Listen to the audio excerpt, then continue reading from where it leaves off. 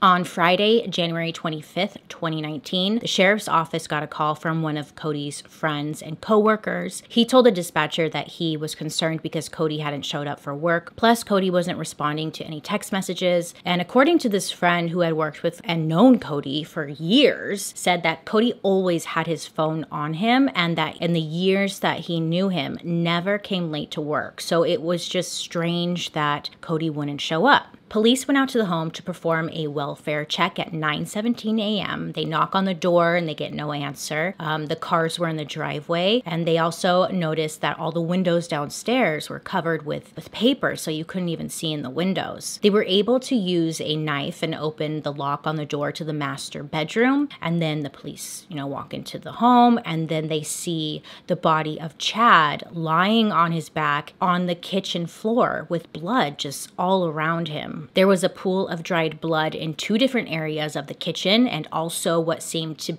be like claw marks through the smeared blood, as if he was trying to crawl his way across the floor to get somewhere, maybe get to the phone. We're not sure, but there's photos. I wouldn't recommend it. I mean, it's better if you didn't. There was chicken on the counter defrosting, and Chad's lunchbox was on the floor. It seemed like maybe Chad had just gotten home from work. He went to the kitchen to unpack his lunch bag, take out the chicken maybe, and start dinner when he was shot from behind. He also had a gun and holster on his right hip. They continue searching around the house, and they find Margaret in her office. She's sitting in her chair, and she's slumped over on top of her computer. She had a glass of wine on the desk, and her computer was open, and she was shot from behind. Oh, I'm sorry, and she was dead. Same with Chad as well. They also find Cody, who was dressed in his work scrubs, laying on the floor by the door to the garage, and he also had been shot and was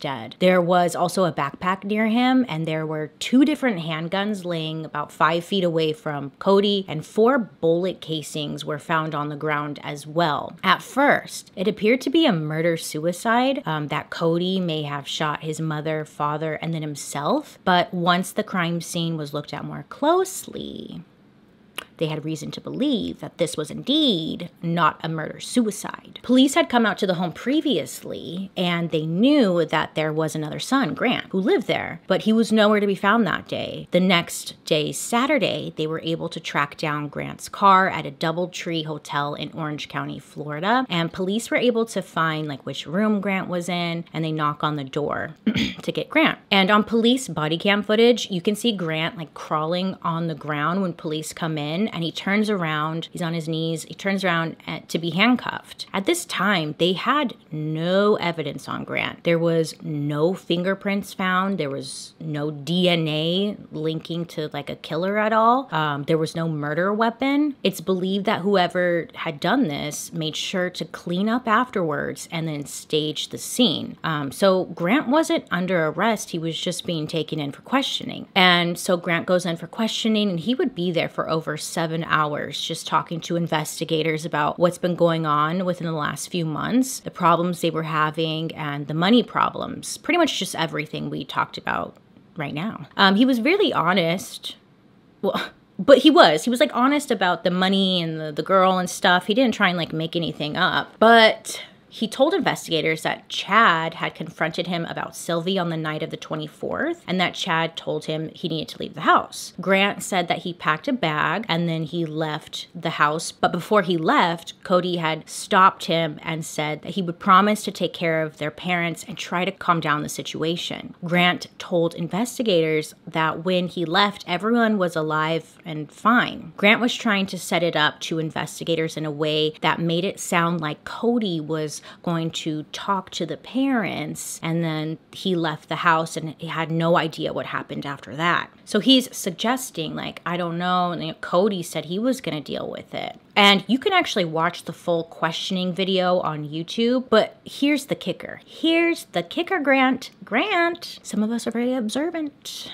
Okay, and we noticed something, Grant. He's claiming that he left the house and had nothing to do with anything, right? He's like, I left. I don't know. Everyone was alive. I don't know. Well, then, Grant, how come in those hours of questioning, not once did Grant ask, hey, why am I here? What happened to my family? Why are you asking me questions in the first place? Hello? So he's trying to give off this impression that he's completely innocent. He hasn't even been told what happened to his family yet, okay? So... And Grant, if you're so innocent, why wasn't when police came into the hotel, you automatically got on your knees and turned around to be arrested? If he knew what happened to his family, I would assume that you would not ask questions as far as like, why am I here and stuff. But if you didn't know, your first question would be like, what the hell? Why am I here? Why are you knocking at my hotel door? Stupid ass. He's a stupid ass. Yeah, Grant didn't even ask. About halfway into the interrogation is when finally one of the detectives pulls out like photos of the crime scene and shows it to Grant, asking him if that's, you know, how he left the house. Is that how your mother looked? And like shows him a picture of his mother's body. And he does again, like, or what about Chad and Cody, and shows Grant pictures of their bodies and like the whole gory scene. And Grant appears to be very upset, but claims that he had nothing to do with this. Grant said that the family had been blaming him for months for ruining their lives, stealing from them, and not following any of their rules set in place, so he might as well be blamed for this too. Like, he was just being such a diva. Grant originally said that he had packed his bag and then left the home around 9:30 p.m. and that his family was fine. And then his story changed and he said he left around 12:30 in the morning and spent the night in a grocery store parking lot, then drove to a job interview in the morning. Investigators were pushing, trying to get some kind of confession from Grant, but he stood by his innocence. Grant's older brother, Jason, the one who lives on his own and the only member that's still alive, well, besides Grant, but Grant is a piece of shit. Jason comes down.